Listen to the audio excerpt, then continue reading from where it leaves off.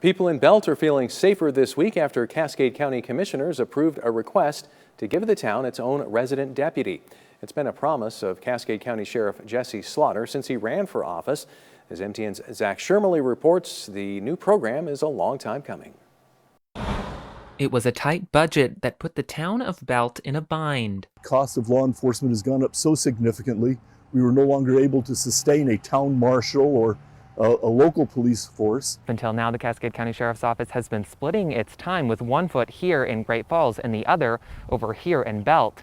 Back in 2018, Cascade County Commissioners approved a 2-year contract with the Sheriff's Office to provide law enforcement services to the town of Belt for about 20 hours a week. But Belt is a small town of about 600 people, and with small towns come special needs. One of the things about small town law enforcement is you want to be able to call somebody or know somebody, or sometimes it's just a question that it's not a 911 call, but if it's your neighbor and your friend, it's real easy to have that rapport, and that's what we don't have.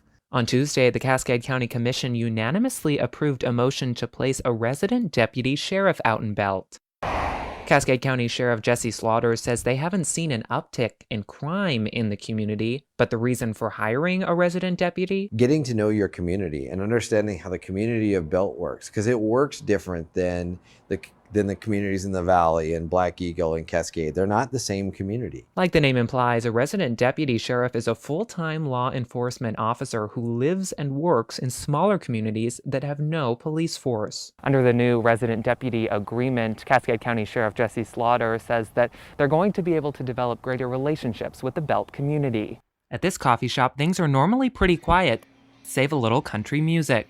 For Bill Niebel, owner of the coffee shop Jack's Beans in Belt, a feeling of relief. So it'll be really nice having them in town compared to having to call Great Falls and have someone sent out. Next, Belt will find and purchase a house for the resident deputy, which Slaughter says will be selected from within the sheriff's office. In Great Falls, Zach Shermley, MTN News.